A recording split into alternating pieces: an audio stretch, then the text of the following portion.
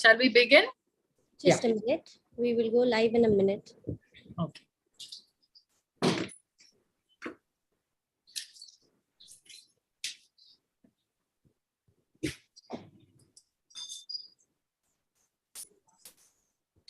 Good morning, everyone. Welcome to this morning's talk on conserving material heritage. Welcome to our speaker, Merrin, Anil, from the Material Heritage Division of INTACH.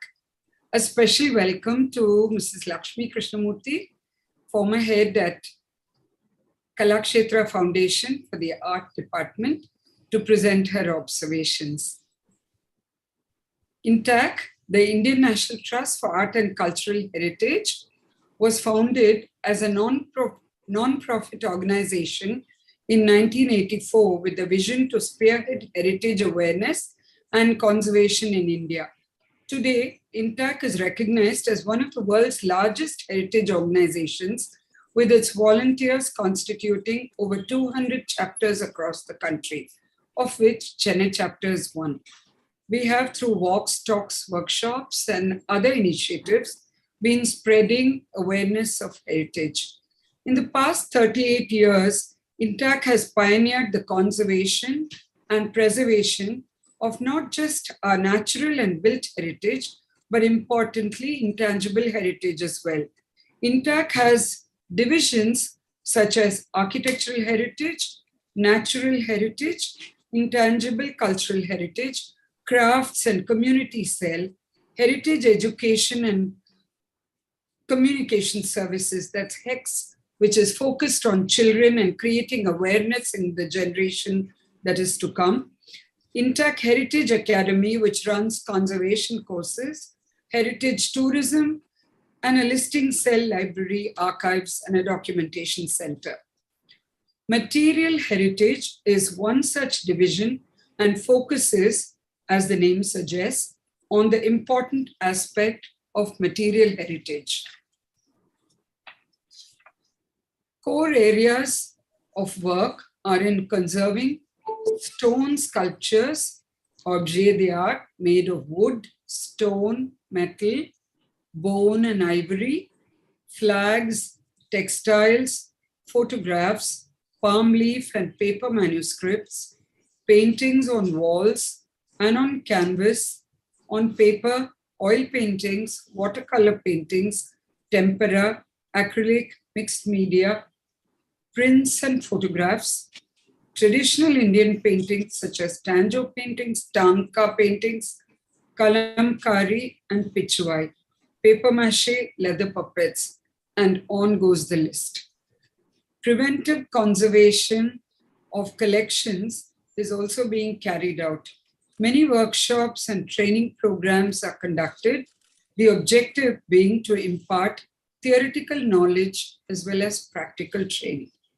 Importantly, conservation means not only conserving the object, but also the memory of a skill that went into its creation. INTACH centers at Delhi, Lucknow, Bhubaneswar, Calcutta, Bangalore are all doing great work in this area. And today, Merrin, Anil of the INTACH Conservation Institute, ICI, will present their processes and works. May I request Malavika to introduce the speaker, please? Thank you, Sujata. Good morning, everybody, and welcome. Merrin Anil was done her graduation in History Honours from Delhi University and post-graduation from National Museum Institute in Art Conservation. From the year 2013 till 21, she's worked with the Indian National Trust for Art and Cultural Heritage, INTACH, Delhi.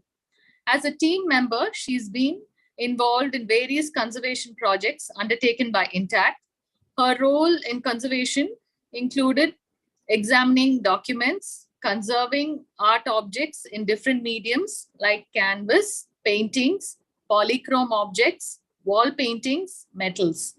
And she's also been associated with different projects like wall painting, conservation of various sites in Ladakh, and listing and documentation of cultural heritage at Daman and Diu. She's also coordinated various outstation projects for INTACH like Kirti Mandir, wall painting, conservation at Baroda, and the chapel oil painting and wall painting conservation projects, Mangalore, and conservation projects on collection of Museum of Christian Art in Old Goa. As part of INTACH's outreach program, she did several seminars, workshops, and capacity building programs. In the year 2017, she was awarded the Indian Conservation Fellowship and was trained at SRAL, Netherlands for 6 months in April 2021. She joined a project on conservation of paintings undertaken by Kerala Museum, and she worked as a senior conservator from April 21 to April 2022. Currently, she works as the central coordinator of INTACH Delhi Center. Thank you. Thank you, Merrin. We're looking forward to today's talk. It was nice interacting with you. Thank you. Thank you so much, INTACH Chennai chapter, Malvika ji, Sujata ji, for inviting me. And it's an honor to be presenting for you. And since we are already part of the INTACH team, INTACH group, so it's a very important aspect that we present our work in front of the audience who understand material heritage. What is the different, what is material heritage? So my presentation is going to be basically about what is material heritage, why do we need to conserve, what is conservation, and what are the various steps involved in conserving objects. So if I have, I will start with sharing my presentation.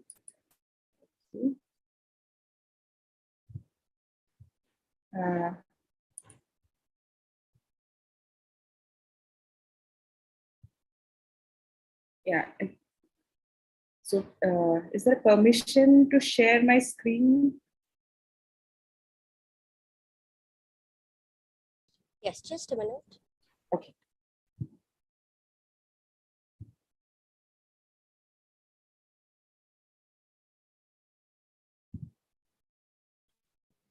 Please go ahead.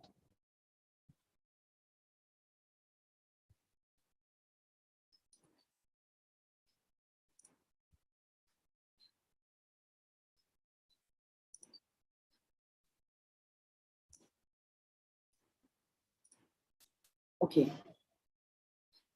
So INTACH Conservation Institute, we basically have 5 of labs in India, which basically when we talk about a lab setup is where people bring in their objects for conservation.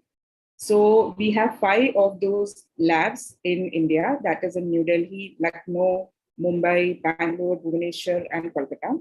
So the oldest one being the Lucknow Center, which was started in 1985, and the second being the Delhi Center. So I am the central coordinator of Delhi Center. So our center was established in 1990, and the basic aim of our center or all the centers is to provide an unmatched service in art conservation, and also not only just conserving the object, but as well as we also plan and formulate various steps in research also, like how we can go ahead with conservation processes, how we can safeguard our objects in a better way, as well as it's also important to have an idea or understanding of the heritage we have. So listing and documentation is also one of our key aspects. And then not only documenting and conserving, also training more and more people, more experts in this field, so that the conservation work can keep on happening. So today we are here, and it's also a part of our awareness program that we are, this program would help us in generating more awareness for people that what is conservation, what is material heritage. So this is also one of our part, what INTACH Conservation Institute undergoes. So this is how our Delhi Center lab looks like. So when we talk about a lab setup, people generally have a confusion. What is a lab? Is it like some chemicals are being worked, people work with chemicals, or what kind of setup it is? So basically what happens is people mainly bring their collections, like it could be a private collector, it could be from an organization, and they bring their object to our lab, or they contact us and say that we have these objects in our collection and they are deteriorating, they are damaging. So if there is someone who can look at them and tell us what to do about it. So that happens. So either private clients or any institution, museums contact us, and they say that we have this kind of collections and what can be done for that. So for smaller objects, it is easy for them to bring it to our lab. And this is how you can see the lab setup. So there is a person who is working on a wooden sculpture on the left side. There is a person who is working on an oil painting. A lady is working on a textile object. So there is like composite material which comes into our lab for conservation and restoration. So basically, when we talk about material heritage, so there every aspect of material heritage, like like if it is a painting, if it is a calligraphy work, if it is a book, if it is a textile, every object has a historical value. Some clients also have some emotional value to their object. So they want it to be in their pristine condition. They want to protect it. They want to leave it for their children and for future generation to know that we have this kind of art heritage or material heritage or traditional things which has been handed over by their family to them. So it is important to restore, like conserve those objects so that other future generation can also see what kind of tradition or what kind of material we have. So when we talk about material heritage, it is not only limited or confined to few paintings or manuscripts. It's also, we can categorize them in according to their mobility into movable object, which includes paintings, textile, paper, wooden object, taxidermy, and so on. And we can also categorize them to non-movable objects, like the wall paintings in Ladakh or some sculptures which are very immovable. This is a category like we can divide them into, and then we can further divide them into their material or inherent nature, like their organic material like paper, textile, which are organic in nature, and inorganic materials like stone, metal, and composite material, like we have this mask or which have both inorganic and organic materials involved in them in their making. So this is how we divide materials, and what is the need for conservation? Why do we want to conserve them? Basically, the deterioration or damages which occur on an object, that is the need to curb, like we need to curb them, or if we don't curb them in time, then they can deteriorate further and a complete loss could happen.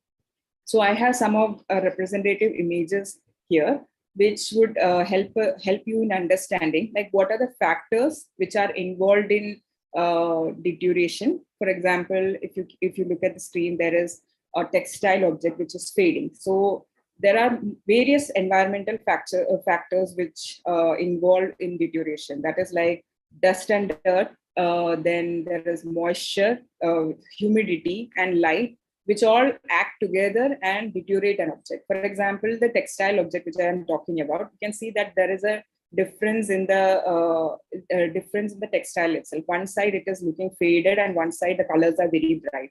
So what happens with textile object is like when light is when they are exposed to light over a time period, then light acts with the pigments or light acts with the dye which has been used to paint the detailings or the floral patterns, and then they gradually degrade the textile itself, fade the paint layer, and gradually the fibers become weak, and then it would be in a condition that it would become very fragile and it would be susceptible to more tears and more problems. So that is one, light is one of the aspects which deteriorates textiles. Similarly, in case of wood also, wherever a painted surface is there, if there is too much light on it and that is continuously falling on it, that can deteriorate the object, because light is an energy. So too much of light could deteriorate an object. So we have to also take into consideration while these objects are on display that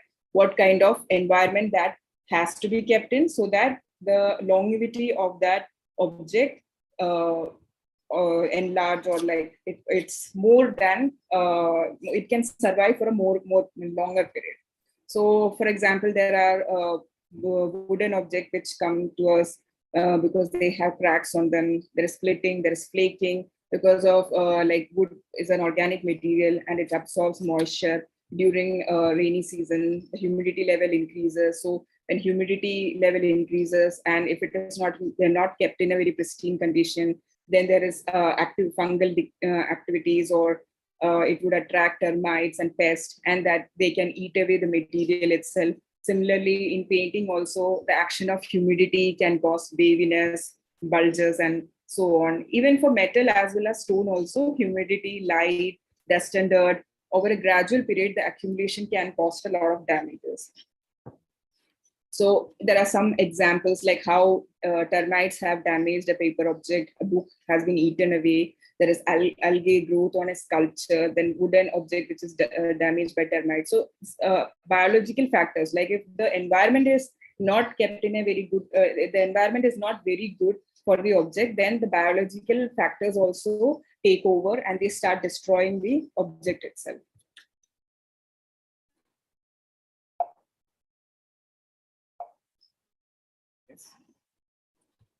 Okay, so similarly, there is like the painting. There are painted surfaces which use pigments which have some metallic elements in them, so they can get tarnished over a time period. Then there is yellowing of paper.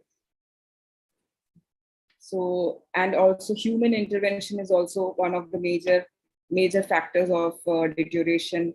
Like you can see that there is a sculpture which we got. So this is also one of the objects which we would be describing in the case studies.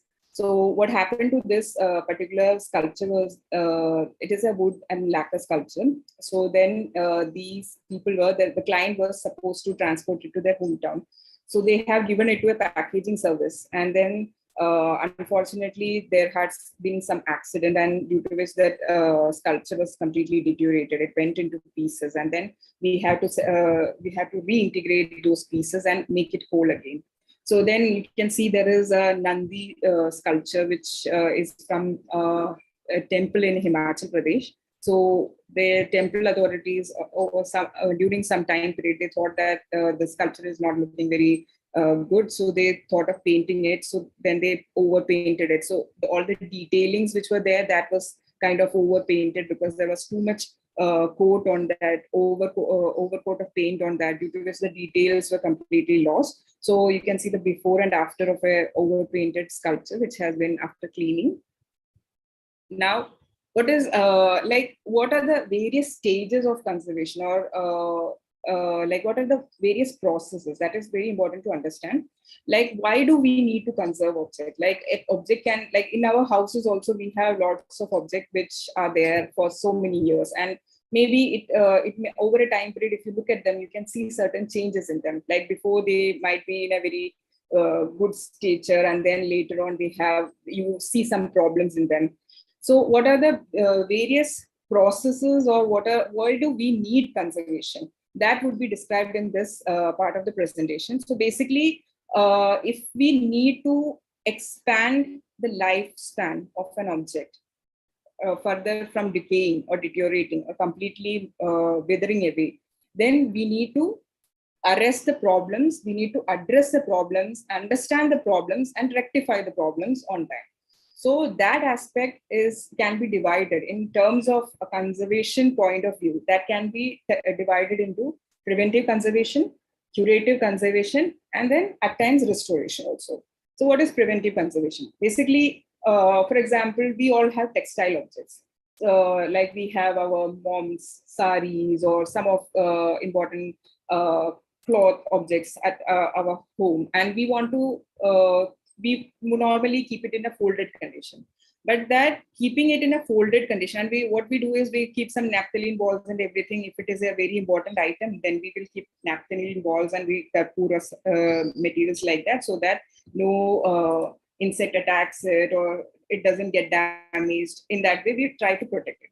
But what we do is like we fold them and keep it in a cupboard. So when we come after some time period, or like after a long time period, like 10 years back, 10 years later, and then we open up and see, then we can see that wherever the fold marks are there, it is like there is a very like a deep mark there, and we have to iron it. And so what happens is wherever there is a fold mark over a time period, that area, that fiber of that textile starts getting very fragile, and if it is kept in a folded condition for a long time period, a tear can occur along that line, and the fiber will disintegrate from that area. So to prevent such kind of thing, we can keep a textile object in a rolled condition, so there is no fold over, there is no weight coming on it, so that the natural method in which that fiber needs to be wrapped, or the fiber needs to be stored, can be kept, so that there is no much damages in the object over a long time period. So that is what a preventive conservation is. Now, for example, if that textile object you have kept for a longer time period and you have checked and there is a tear along the fold mark, now what can be done? Then curative conservation come in place. Like you can mend that area, and then after mending it, you can enhance the beauty of that area by restoring it, whether by giving a patch of certain same shade of a similar material, and then it would look okay. But maybe after restoration, for example, if it's a sari, it will not look good if you patch mend it and then you use it. But if it is something of a very emotional value or a very important piece, you can retain it with the beauty it had before. Now, so further, I would elaborate like what are the various aspects or various steps which involves in conservation. First is examination. Like whenever a client brings in an object, we would examine the object, like what is that object, how is its condition, what kind of damage is there in the object. So based on that, we can tell the client or tell the person that this much, these are the suggested treatments for your objects. Like if there is a hole or a loss, then a mending can be done. A patch mending is required, then we can do a patch mending. Then if there is just flaking is there in a paint layer, that is, flaking basically means like where the paint is loose from the body of the support, where it can be a canvas painting, it can be a wooden support. If a paint layer gets detached itself due to less binding between the support and the paint layer itself, then that is called as flaking. So if there is flaking, then we do consolidation. Consolidation is like re-strengthening those painted surface back to the support itself, so that it adheres and it does not move or dislodge from the support itself. So we can examine the object. We have to examine the object. We have to see what kind of problem is there, how much the extent of deterioration. Then only we can judge what can be done for the object. Once examination is done, we document it. Like for example, just visualize that there is a painting and it has reached for conservation. It has problems of fungal spores on it. It has problems of like holes on it. So we have to examine where these damages are, and then we have to document it, what all these damages or in which areas these damages are. So we can see how much time it would take, how much cost it would be to before formulating a conservation plan for that. Then once the conservation plan is there, then we conduct test and trial, because every object is different in nature. It's not like if there is an oil painting, there is a set of solution. Okay, we use it and it's clean and it's in pristine condition, we can send it back. It's not like that. So we need to do test and trial for each object, because the sensitivity of each paint layer, sensitivity of the canvas is different based on every individual object. Then once the test and trials are done, then test and trials are like small swatches of tests, like what could work, is the paint layer sensitive to various organic solvents, or and then we see what can work for the painting to cure it. That can be done. Then we move on to the treatments. So treatments we would be discussing further, because the presentation has a lot of case studies of different objects where we can explain it. And then once the treatment is done, it's not like it's treated and our job is done. We have to also give advices to the clients, to the person who has bought this object, to explain that this problem should not reoccur. So if we don't give them suggestions, at times we do give suggestions, and at times the client himself understand, okay, this I have kept this object in this condition, or it was in a store and I haven't taken care of it for a long while. So that's why this problem has occurred. So we can give them suggestions like display, how it can be displayed or how it can be stored, so that the condition or that deterioration pattern doesn't reoccur. Then one of our aspect in INTACH is research and training. It's not only just some objects are coming in and we are just conserving and restoring them and sending them back, and then also not only giving advices to the clients who bring in such objects, it's also to train and research. When I talk about research and training, that is like new conservators or new students who are doing their masters in conservation, they come in. So they have a little bit of theoretical or more or less more theoretical knowledge and little bit of practical experiences. So then when they come to our, when they do internship with our institute, then they see various objects. Like it's like during a month itself, we have like 30 objects coming in at times. There are lesser number also, like, but there will be a variety of objects. Like sometimes we have taxidermy object, we have a textile unit, dedicated textile unit, we have paper division who works on watercolor paintings, who works on books, they do binding of books. And then we have oil painting division, or easel painting division basically, who works on tempera painting, easel painting, tempera painting, acrylic painting, oil paintings. Then we have a division where we work with ceramics, wood, sculptures, stone, and so on. So that is basically training students or interns who come in with a keen interest in conserving material heritage. And then we also have a unit which deals with research. Research is basically, we know like textile objects, like, but what is the specific textile? Is it a cotton? Is it silk? To identify textile, as well as even on painted surfaces, like we have wooden sculptures. So we have to identify, is this just a painted surface, whether there was a ground layer given to it, whether there was different layers of paint on it, whether there was a varnish layer given to it. So basically, to understand the nature of the object, the complete detail of the object, research part also takes a very important role. So we also have a research unit in our Delhi center. Further, I would elaborate, like when I say examination, I just said that examination is one of the important parts. Now, how do we do this examination? It would be one of the interesting aspects. Like light, it's a electromagnetic radiation, but the properties of light, the way we use light or the way we manipulate light, that gives a lot of information. For example, if we look at an object in a visible light, there might not be very much problems which we see. This is one of the objects which is simply in a reflected light.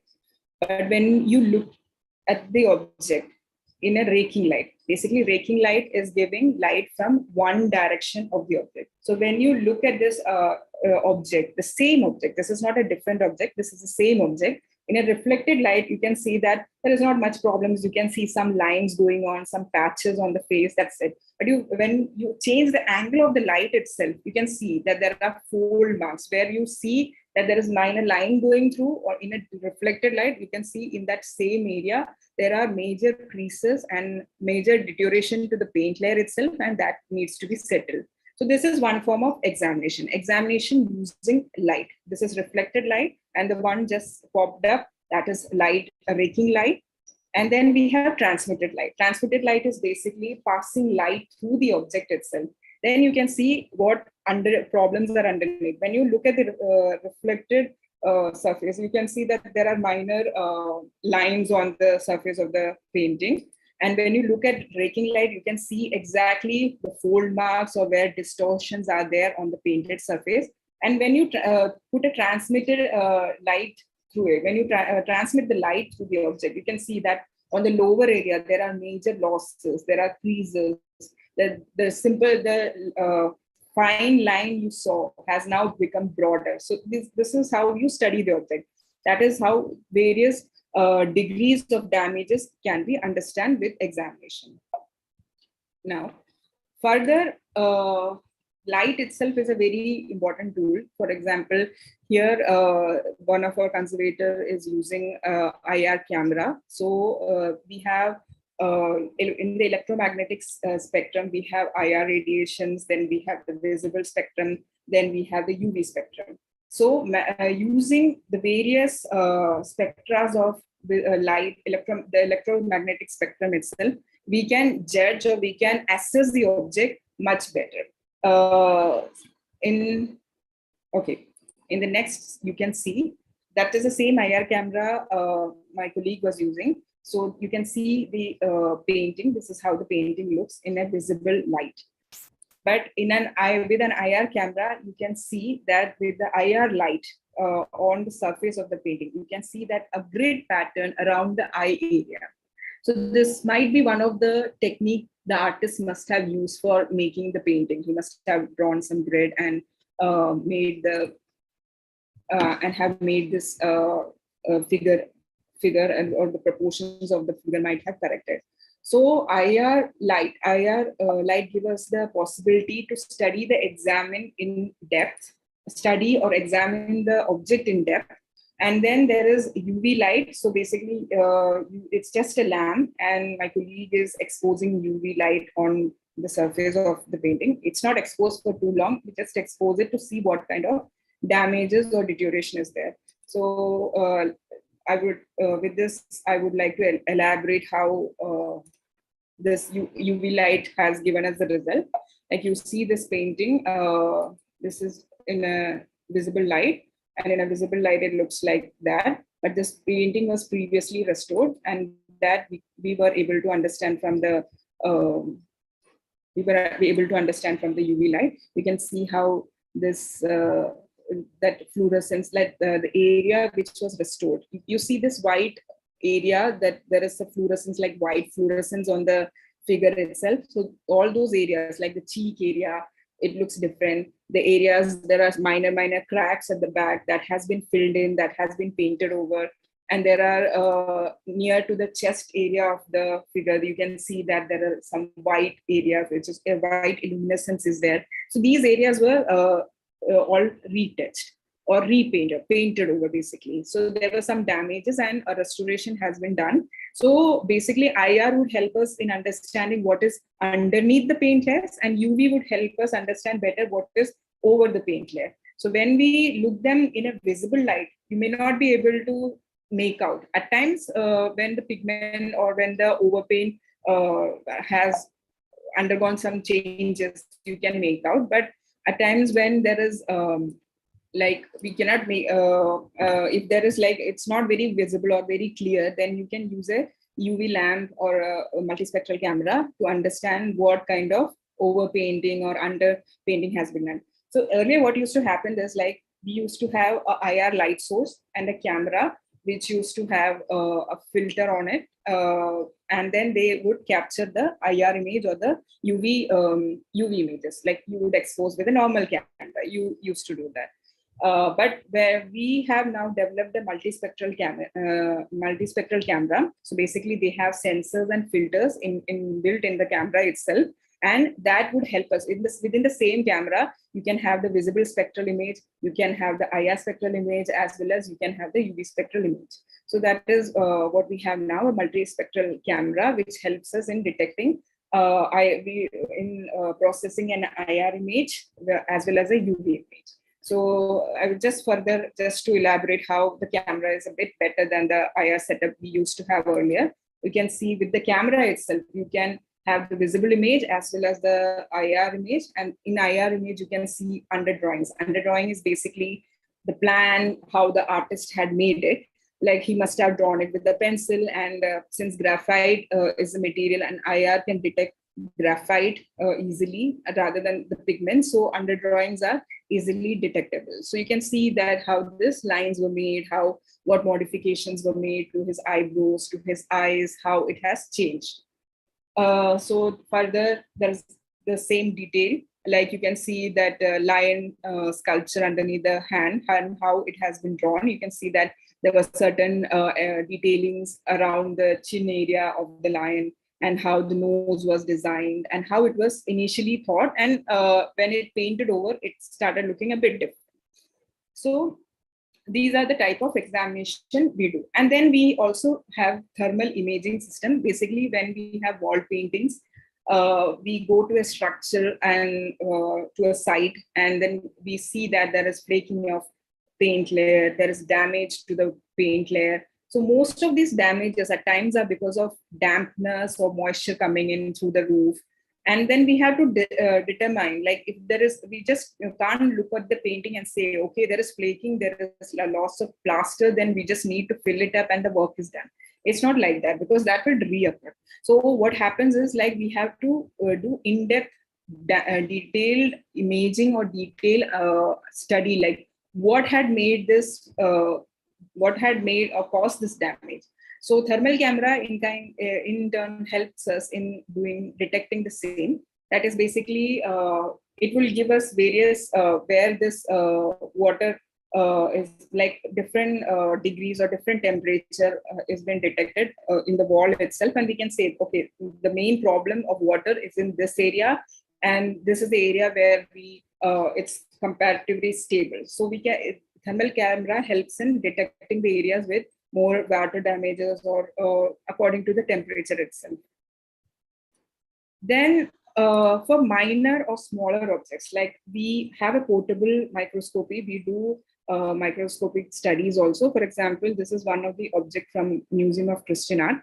So this is an ivory object, and this was restored at some point of time. So the restoration was done in such a way that around the arm area, around the shoulders, it was joined. So you can see that with a portable microscope, we looked underneath that area, like what exactly is there. So we could see that small chips of ivories were there. It must have been while they were putting in this adhesive and trying to join this area, this must have got stuck in that, or it must have broken off, and that just stuck to the adhesive itself.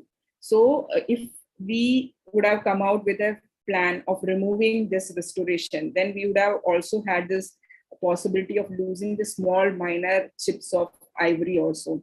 So then this had helped us in formulating a plan, like how we can remove this, or what areas should be removed and what areas should not be disturbed while we do a treatment to the particular object.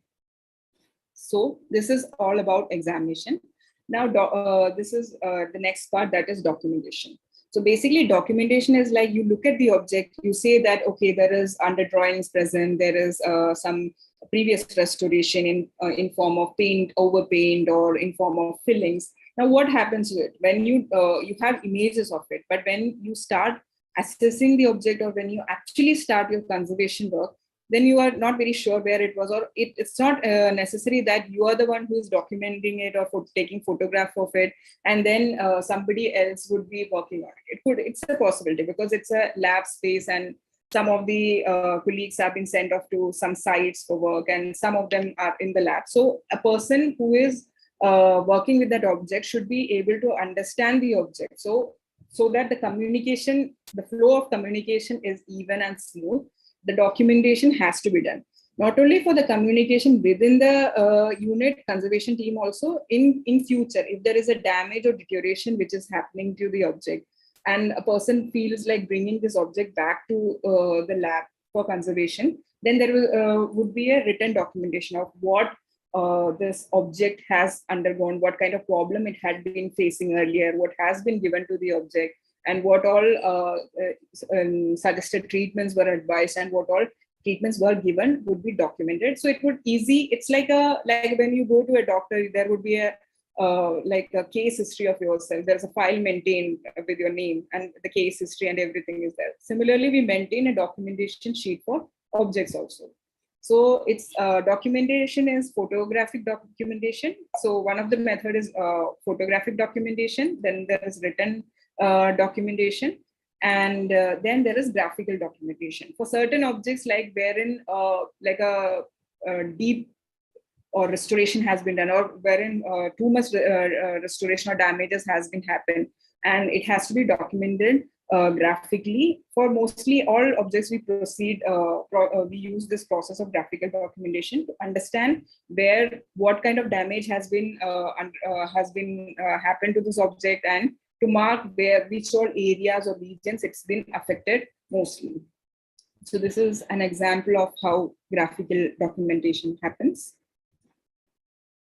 And we also have 3D documentation for sculptures also, like to immovable sculptures in terms like the statue of Nandi present in President's House. We also documented that it was a project of documentation in Rashtrapati Bhavan itself, where we were documenting all the art objects in Rashtrapati Bhavan. So you can see that this is one of the most valuable sculptures. So we have documented them to see in case if there is a restoration, or if there is any problem which is occurring to the object, we have a record of what had already been there and what can be, what new problems have emerged.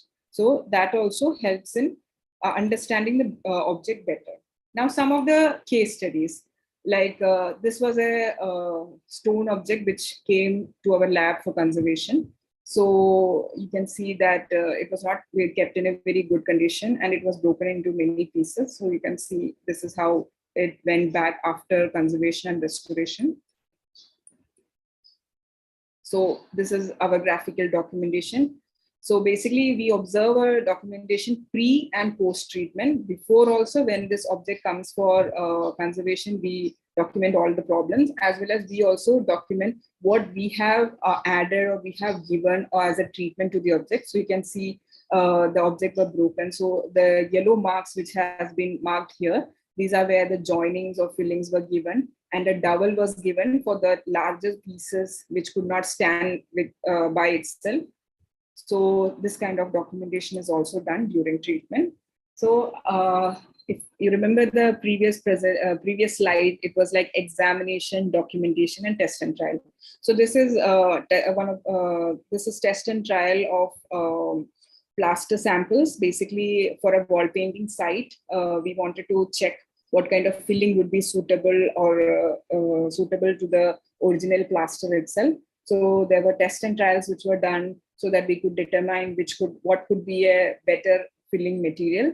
And then you can see that there was a paper object which came for restoration. It had an ink, a portion with ink on it. So we needed to come up with a treatment which could help arrest this ink rather than like bleeding or having problems. So those kind of test and trials, like what solvent is suitable for the ink and what cannot be used. So test and trial is also been conducted.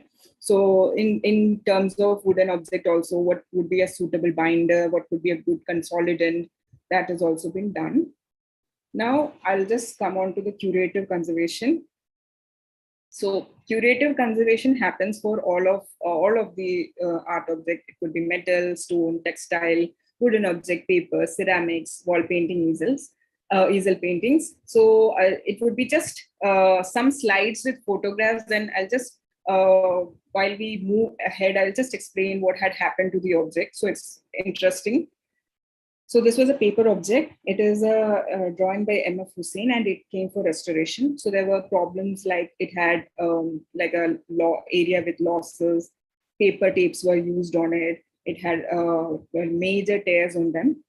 And then this is similarly a paper object. So this was a miniature painting which came in for conservation. So basically we examined the object, and it had a lot of flaking paint layer. The binding medium has completely deteriorated. The paint layer was completely coming out.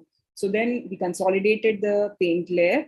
And then there are at times objects which come to us with a lot of mending, which was done previously, and that the mending itself is causing problem to the painting. So then there is a process of removing previous mendings. Then at times we also reintegrate the losses. So as I was saying, the painting of M.F. Hussain, so that is the before.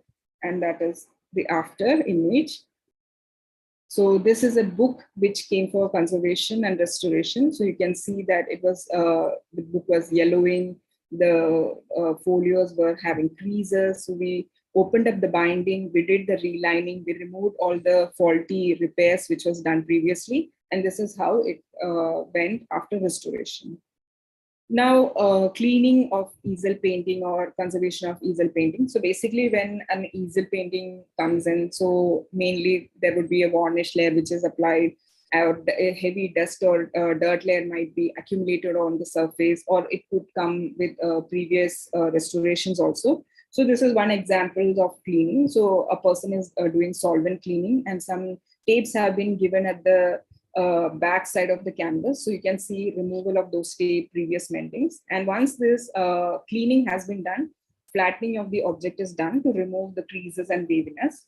So at times when canvas is too fragile and it cannot withstand itself, then we give a supporting layer to it. That is itself a canvas, and that is pasted on back to the canvas, which is very fragile, original canvas, which is very fragile. So that process is called as full lining. So here you can see that the area has been marked where the painting is going to be put, and then there is this application of this application of Viva, which is given for the lining, which is an adhesive for lining.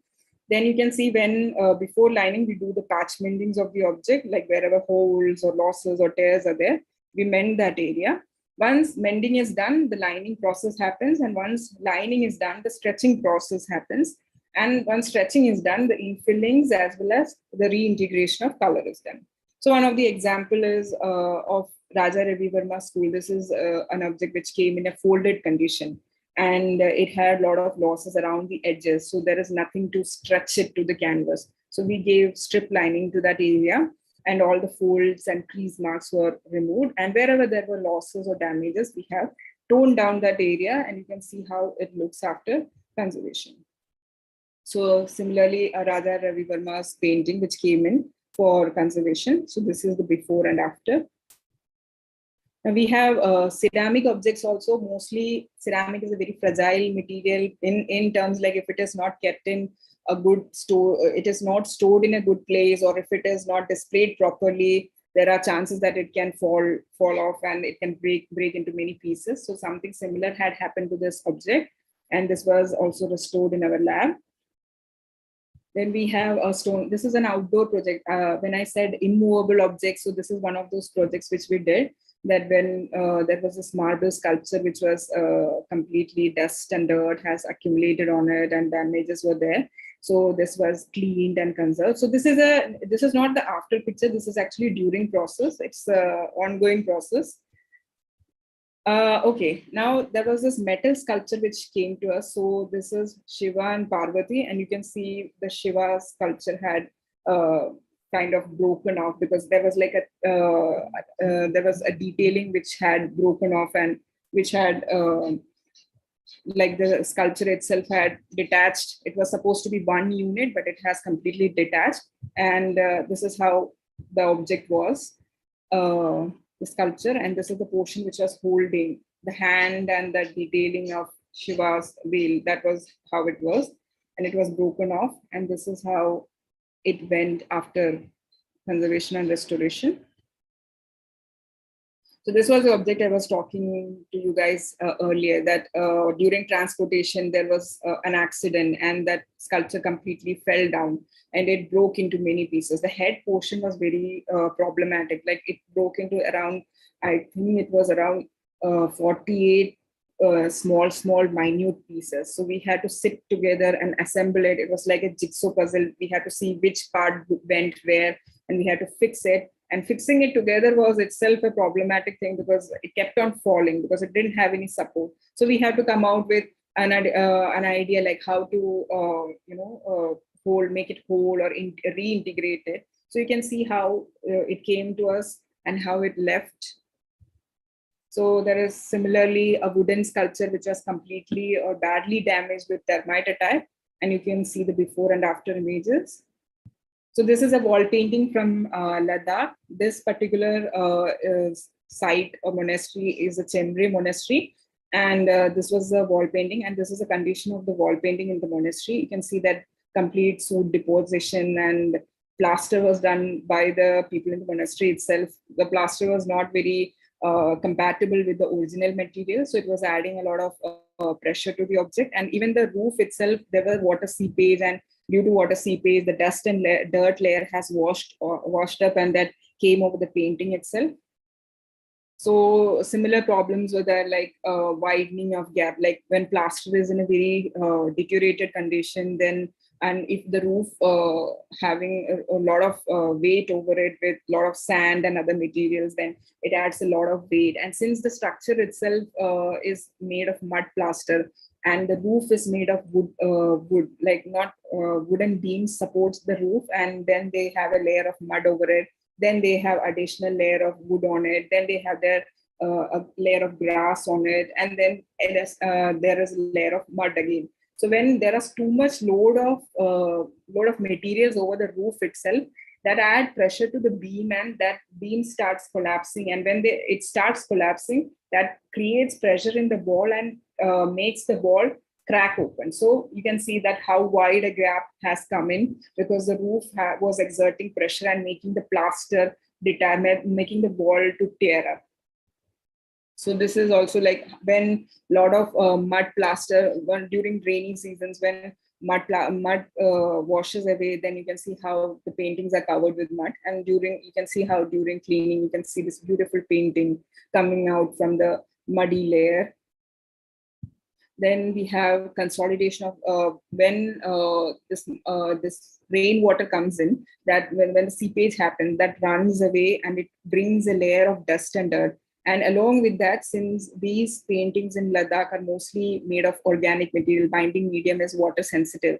So along with the rainwater, that area completely, the paint layer completely washes away. So then we have, the paint layer is very fragile. Even if you touch with your finger, it starts coming out to your hand. So you have to clean and consolidate it simultaneously. That is like remove that dust layer, consolidate the paint layer so that the paint layer doesn't come out. Then when the wall is completely the underneath material or the plaster layer is completely fragile, it has been washed away with water itself, then the wall itself becomes hollow. When you tap it, you can hear that there is nothing, no noise coming outside, it's hollow. So then in that case, to reintegrate or reinforce the strength of the wall itself, there is a process called as grouting. That is, liquid plaster is being inserted inside the wall itself to re-strengthen it. Then stabilization of plaster, like wherever plaster is very fragile, you have to add a support to it and fill in underneath so that the plaster stays in place. So these are like how the cracks are being filled in. That is what the test and trials were. Like we were doing samples of what kind of plaster could work well with the surface, what could adhere well, what could withhold the surface and make it consolidated. So now from wall paintings, we move on to textile objects. So this is one of the flag which we received in INTACH slab. It's from Namba. It's the Namba Flag, and you can see that how there were tears and losses on it. So this is like how the textile was flattened, and one of my colleagues is minimizing the stains. Like mostly in textile object, there are stains coming in due to moisture or any like foxing stains are also at times observed on the object. So you can see how it's been minimized. So consolidation and tear mending on textile objects.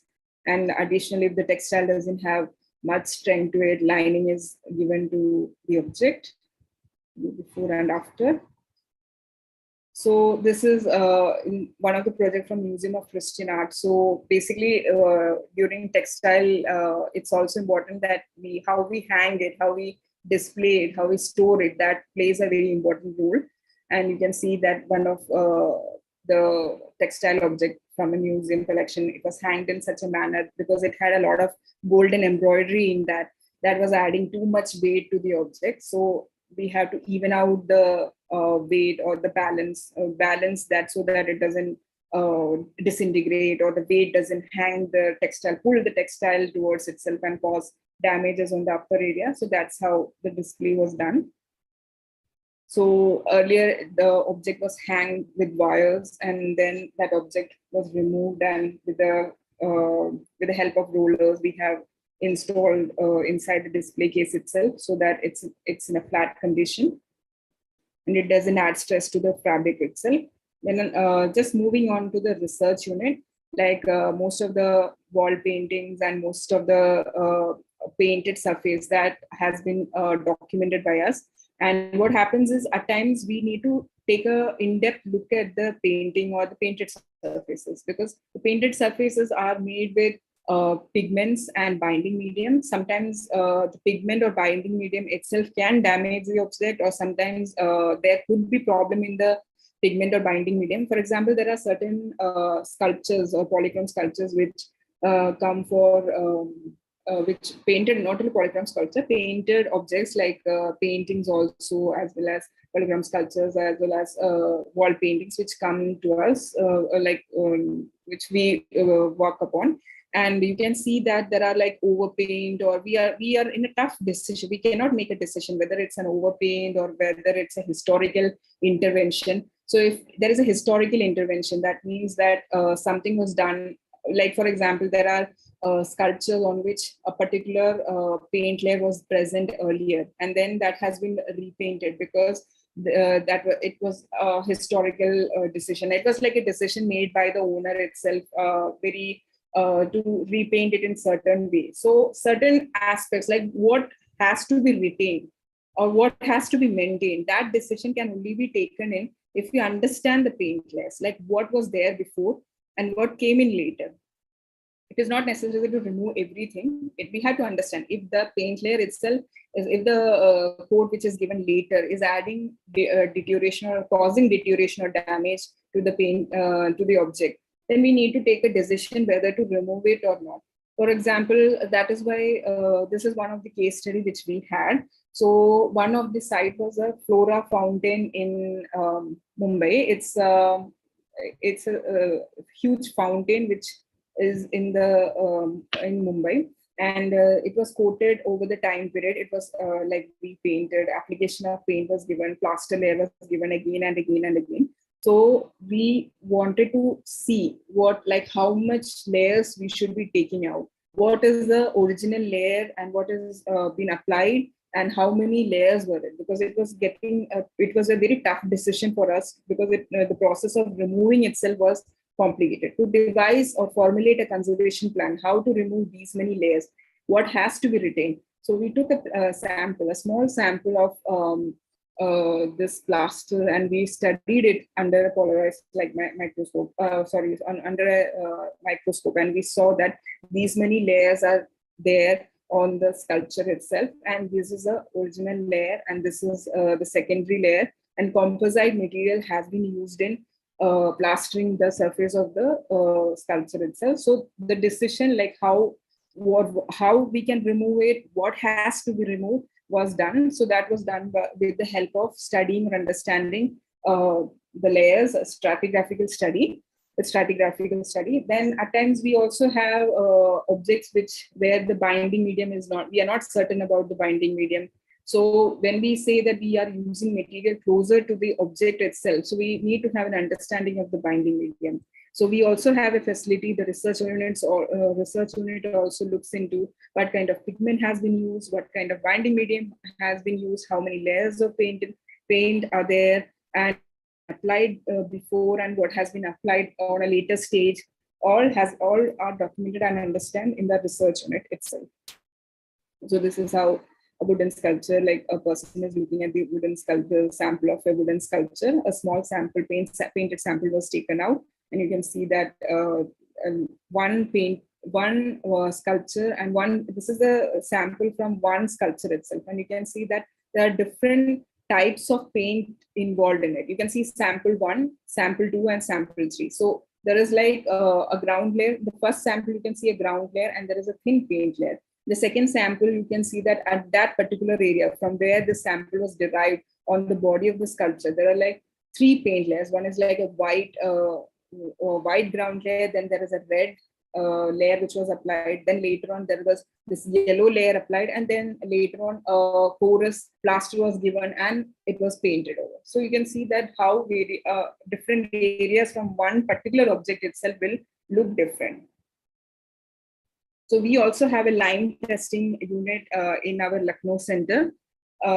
So we send plaster samples from various sites to understand how what are the different layers of plasters, what is the percentage of porous plaster, what is the composition of the plaster, what is the binding medium in it. So that study has been undertaken by Lucknow Center. Now, and there is one of the ambitious project which INTACH Delhi Center is looking after, that is the wall painting directory itself. Basically, a WPD department or the wall painting directory department aims to document wall paintings across India. So we have people who do survey, or volunteers who do survey for us. They visit different wall paintings across India and mark all the details regarding the area or the style of wall painting, and they make these entries and the deterioration, damages, as well as the style, the iconography, everything has been documented by them. They document it photographically as well as in the form of written documentation, and then they send us back. So we have a unit of wall painting directory who looks after this survey list. They study this survey and then they like mark and list like the importance of this wall painting, the damages, the area, all the description of the wall painting are put together, and then we come out with publications. So this publication can be useful for researchers, scholars, students for looking at this particular set of paintings. Like right now we have already published our wall painting directory for Delhi and Jaipur. Now we are looking at Uttarakhand. We will be coming up with this publication shortly. So this is also one of the projects we undertake. So with this, I would be finishing my presentation with the optimism of like more and more people have understood what our lab undertakes, how the processes work, and how conservation happens in various with various objects. For me, that's it from my side. Thank you, Merrin. That was wonderful. And I'd just like to also share that we had, during the restoration of the Senate House in Madras a few years ago, IPAC from Bangalore restored the ceiling canvases for us. There was only one that was, intact, and they copied the rest, and it was transported with great care and put up during the process of restoration. So that was a wonderful experience. And I've been to your lab several times and seen the wonderful work that you do, and wish you all the best in going ahead with more and more, intricate restoration works that you're doing in the process of conservation of various materials and in situ materials as well. And I'd just like to introduce Srimati Lakshmi Krishnamurti, who's here to share her observations with us. We thank you so much for being here. Lakshmi Krishnamurti is a former head of the Visual Arts Department, Rukmini Devi College of Fine Arts, Kalakshetra Foundation, Chennai.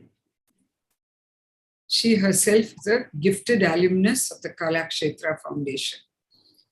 She hails from the sylvan surroundings of Tanjavur, and no wonder she's steeped in culture and history. She's devoted the past 45 years to creative interpretation of myriad Indian art forms through her works.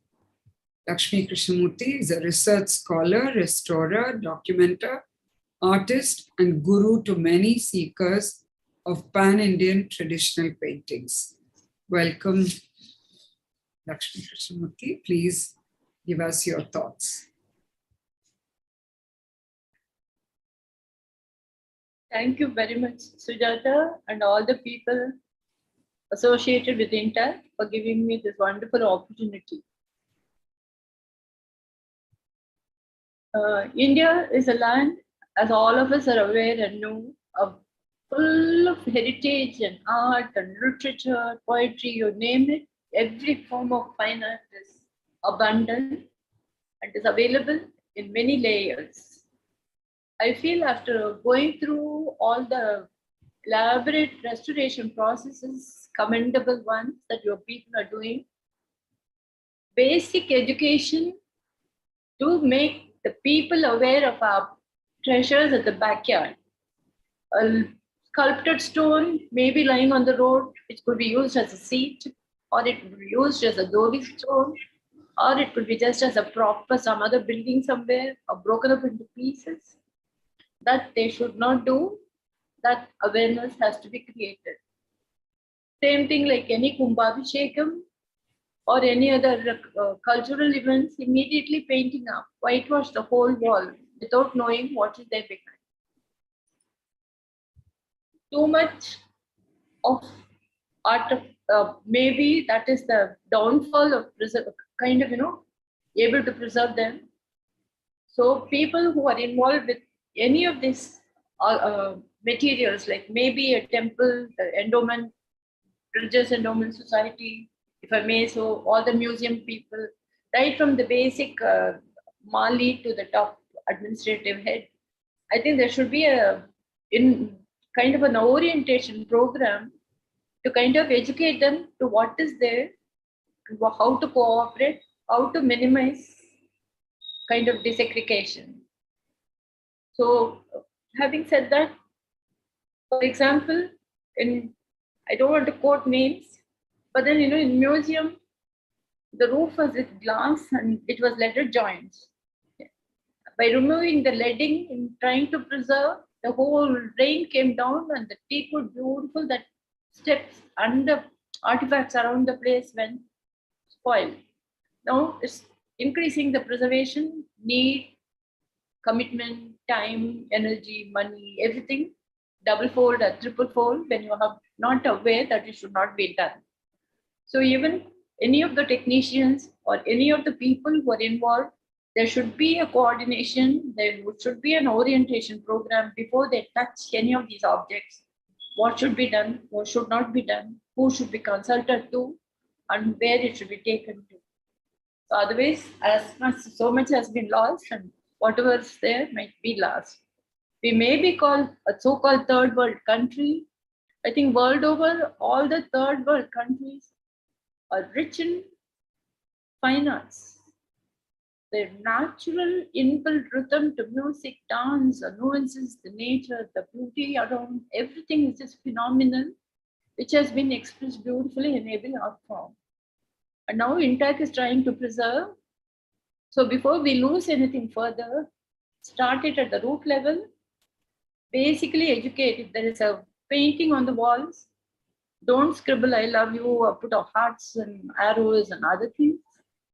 And same way, don't try to do the whitewashing without asking concerned people. At every level, there should be a awareness program and a person to kind of guide them, take them through. With that, I think we could have avoided all the Mariamman temple with Nayak paintings and Vijayanagar paintings on the temple steps. And then in Kumbakonam, Ramaswamy temple, all the murals were lost to whitewashing. If I may say so, we could have avoided all that. And even the Chitra Sabha in Kuttalam, very, very sad.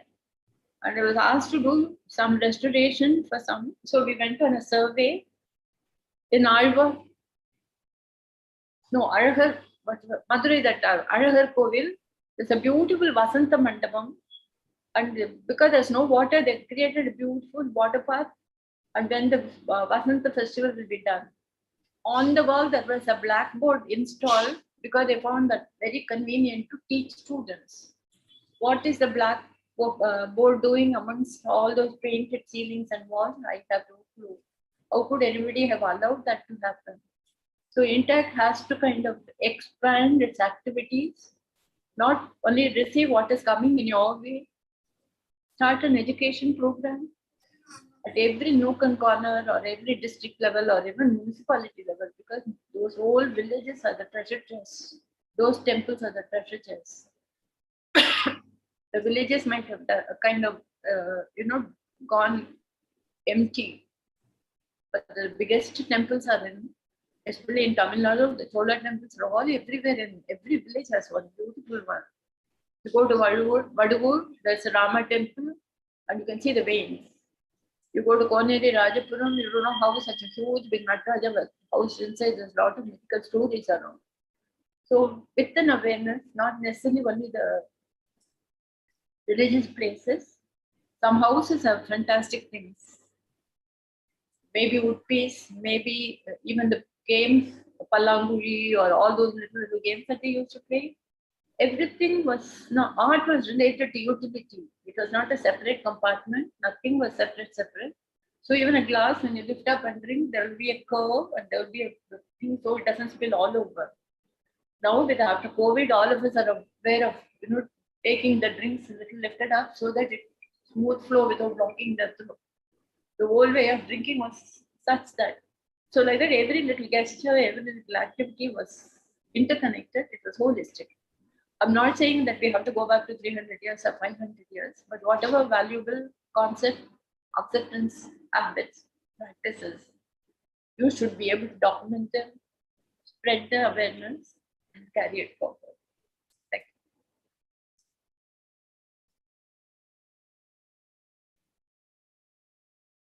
Thank you, Lakshmi Krishnamurti. That was nice that you could be here today and give us your thoughts on how to preserve our culture. So, are there any questions?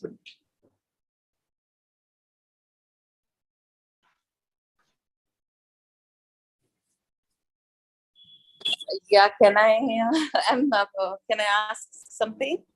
Yes. Yeah, I'm Preeta. I'm an artist, painter.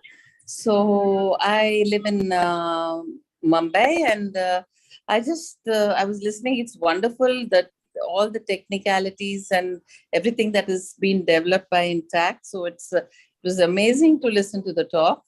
And but I also wanted to know specifically how can one preserve things at home. Suppose you have oil painting, suppose you're a painter and you're doing oil painting, how best can you preserve it so that it doesn't reach a particular stage where there is a huge crack or there is a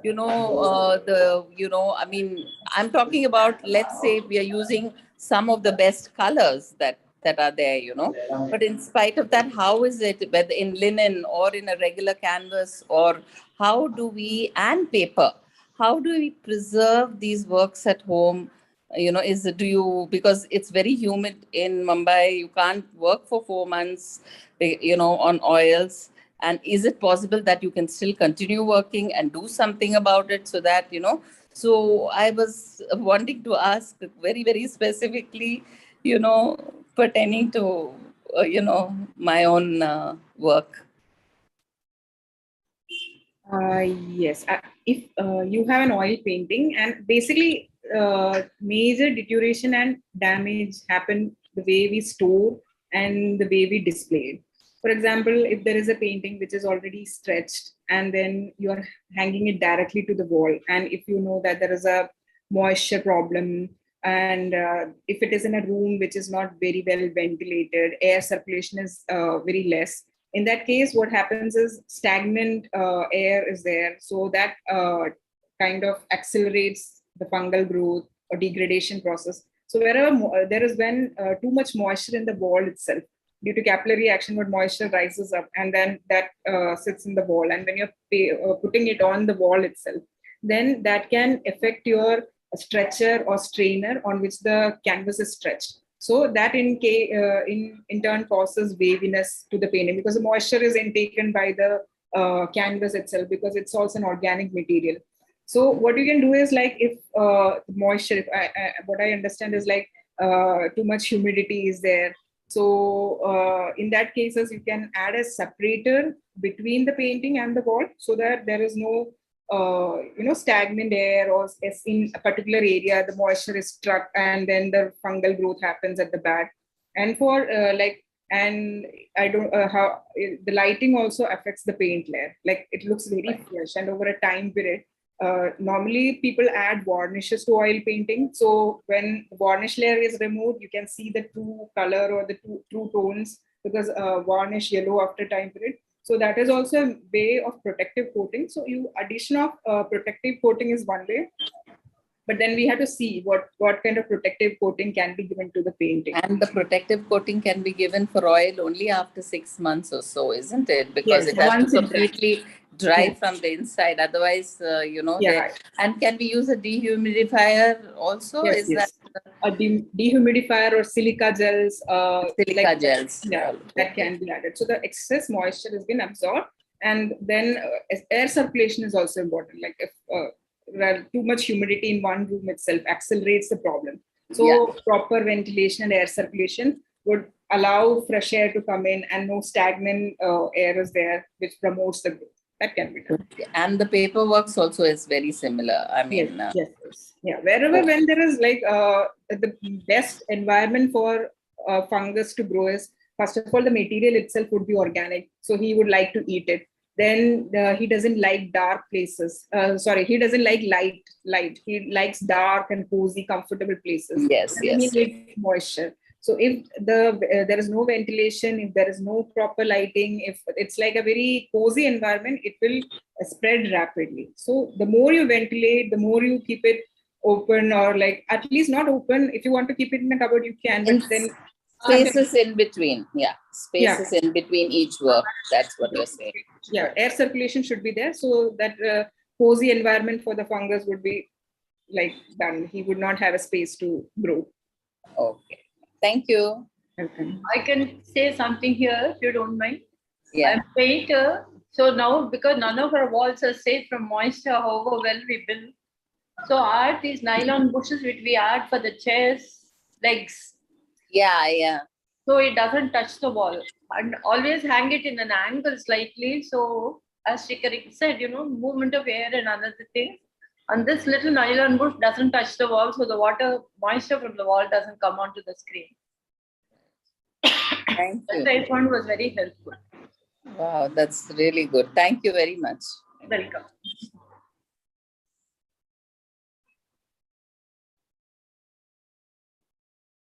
If there are any other questions, we'd like to take one or two more.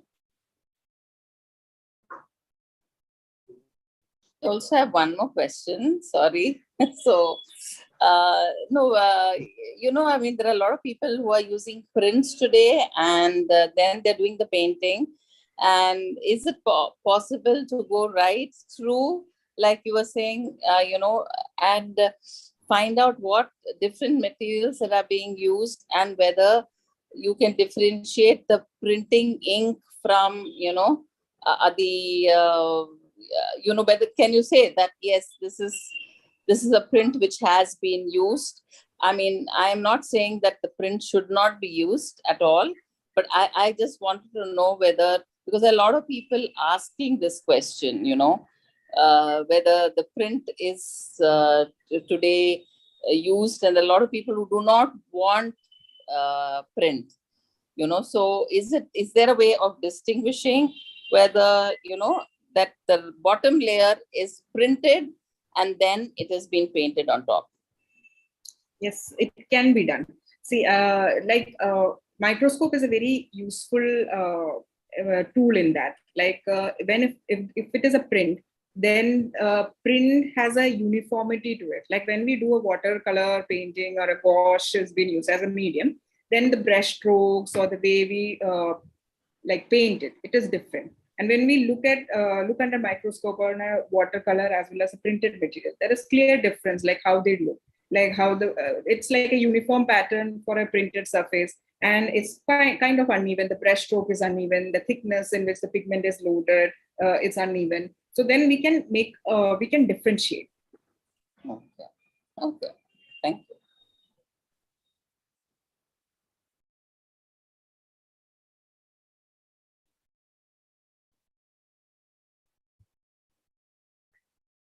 Few more observations over the years. Like for any painting, we need to breathe. So for example, this painting at the back, if you have a mount and have never let the painting touch the glass. Then that starts the deterioration. It gets stuck and you can't do anything about it. So always have a little lipping. If you can afford, have a mounting and then do the frame.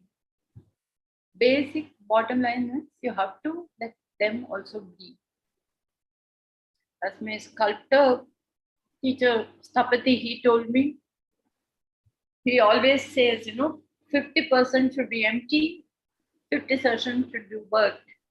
For example, if you go to Mahabalipuram, that 5 rathas, you can see one in the center without anything, just only the 4 corners. That gives you such a focus on the others which are elaborately done. So whenever you paint, you don't have to paint and fill up from corner to corner. Focus on the element that you need to do. Use the materials that are good, which can compatible. And then accordingly you frame them, preserve them, then it is good. It's convenient to put it inside plastic bags and store them, but then they get moisture collects inside that is one pack, which deteriorates. Now again, that yellow board normally which is put behind the pictures or folders in the photo, framing shots. Normally, that is the basic point of terminator tag, which I learned at a course. So if you all have any of those boards anywhere in your painting or in your artifacts, just throw them away, redo them. So from experience also, we have to learn a lot of tricks up and down, play them up. Thank you.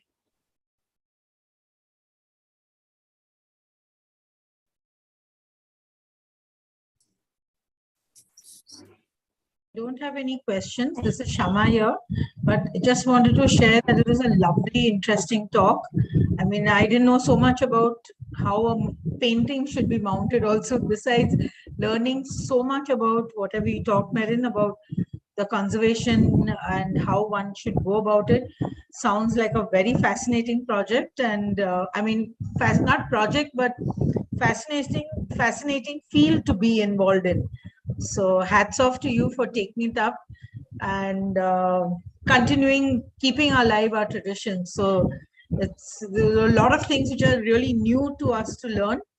Very well done. And thanks for that interesting talk. It was really nice.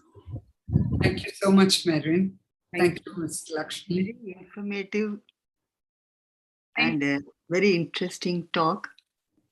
I have a query. I have a painting done in 1925, which needs restoration. And I'm the great-granddaughter of Venkaiah. I have an old photograph of Venkaiah, which also needs restoration. His wife painting was what I had referred to earlier. It was painted by a photographer from the Epigraphy Department, Archaeological Survey of India, P. Vishwanathan, in the year 1925. So these two need restoration. From THT, the photo and the arrangement was made to take copies of the photographs which were at my brother's place in Chennai.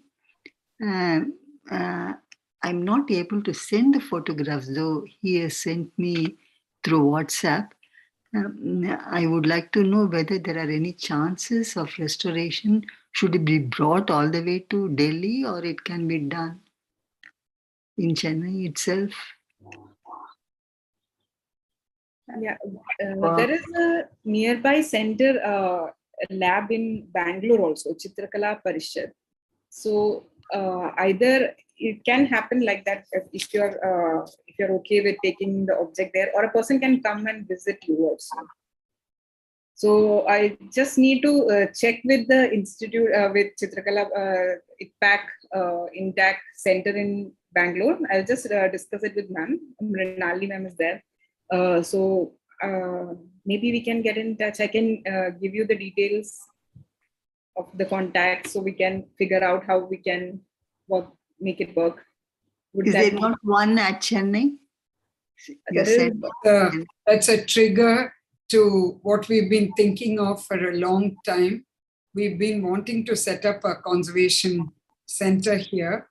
We've been looking for a space. So that will be shortly or very soon in the near future. But if you'd like to get in touch with Merrin, I can connect you to her, Sunita, and also you. with Bangalore, so you can, decide where you'd like it to go. Okay. Thank you very much. Yeah. Thank you. It is a very, very useful talk. Thank you. So many things thinking that they cannot be restored are just discarded. It's a pity. See, I myself had done. I regret it now. I didn't know about all this earlier.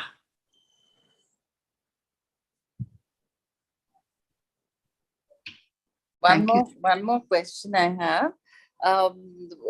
Suppose you want to, I have a friend who has a Ravi. She thinks she has a Ravi Varma. She's not very sure. But where do you locate? How do you find out whether it is one or it is not? And then there is a little hole in that, in the painting. So May I just answer that? So I mean, she just happened to pick it up, and then her mother happened to pick it up, and then somebody said it is, and it looks like a Ravi Varma, but we do not know whether it is. So how does one find out whether it is? And secondly, can it be repaired? I mean, I can send you the picture, but later. So, but May I just answer that?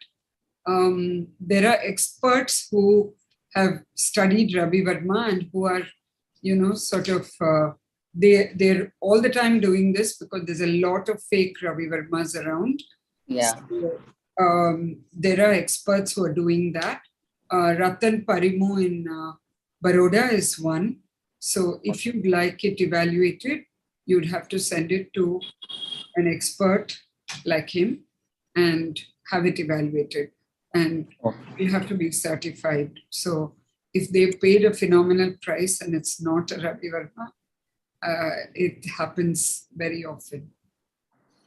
Okay. Thank you. The second question, whether it can be repaired. Yes, we can just take a look at it, examine it, and we would be able to surely help with that part. Oh, thank you.